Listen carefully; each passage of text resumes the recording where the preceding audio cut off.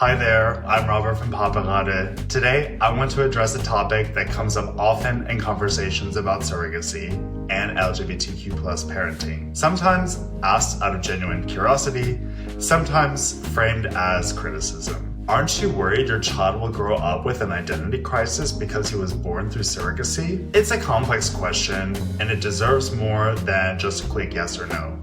We need to unpack it because it's about child welfare, and that matters to us more than anything. But I also want to challenge some assumptions that are baked into that question without people even realizing it. This idea that children born through surrogacy will automatically face deep identity struggles often comes from fear. Fear that something non-traditional must come with a cost. Yes, it's true, children can have questions about their origins, but that's not unique to surrogacy. The same happens in adoption, blended families, single-parent households, and even in traditional families where one parent is absent or has maybe passed away. Here's the important point. These questions don't automatically decide a child's happiness or emotional stability. What shapes that outcome is how the adults in their life handle the answers. From the moment our son is born, we've committed to one thing above all, and that's truth. He will always know who his genetic mother is. He will grow up knowing that he was wanted,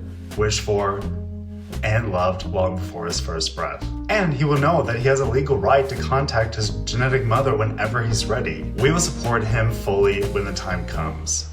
We are choosing age-appropriate transparency, the truth in ways he can understand as he grows. There will be no big reveal when he's 18. No hiding, no shame. His story isn't something to conceal. It's part of what makes him unique. We've connected with other families who have walked down this path, and what we've learned is when the truth is normalized from day one, children grow up seeing the beginnings not as a burden, but as a meaningful part of their identity. We are not naive. We know identity questions can arise. And yes, sometimes they'll be hard. But those questions happen in every kind of family, honestly. Even children raised in so-called perfect households can experience confusion, pain, or disconnection.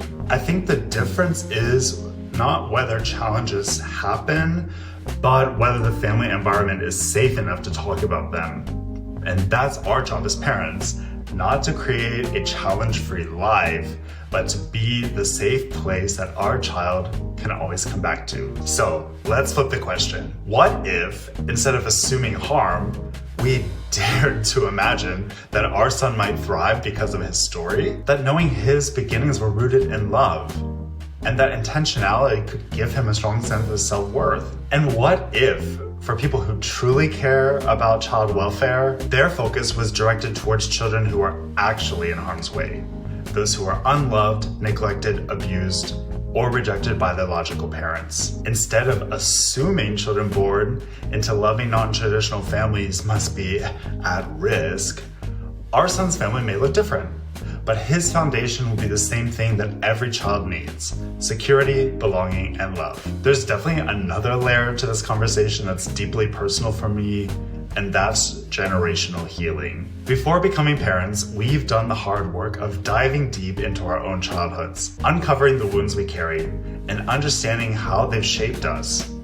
We've had to acknowledge them, process them, and let go where we can. And trust me, it isn't easy work. It takes awareness, therapy, reflection, and sometimes revisiting memories you'd rather forget. But it matters because our commitment to give our son the love, safety, and authenticity we long for as children is how we break cycles. We're not just healing for ourselves, we're building a different foundation for the next generation.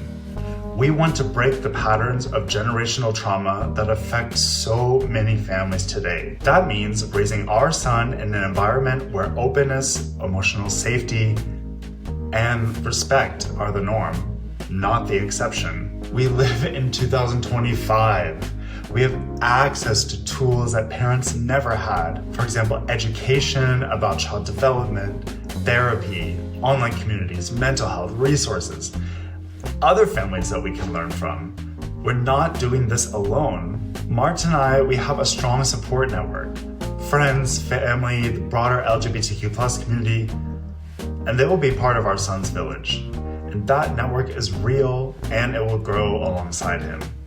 Most importantly, our child will grow up in a home where a story is celebrated, not hidden, where love is shown through action, not just words. We know that everyone will not agree with our path, and that's okay. We're not looking for universal approval, but we hope for more empathy and less judgment. Our son will grow up knowing he was deeply loved, not in spite of his story, but because of it. And maybe one day, he'll look back, see the intentionality and love that went into bringing him into this world, and say, thank you. If you've got thoughts on this topic, we'd love to hear from you. Drop them in the comments below. If this video resonated with you, please give it a like and subscribe to our channel. Here on Papaarade, we not only share our surrogacy journey and LGBTQ plus topics, but also explore the differences in family life between Germany and the US, along with cultural, societal, and behavioral topics in both countries. We'd love for you to be part of the conversation. Bis bald!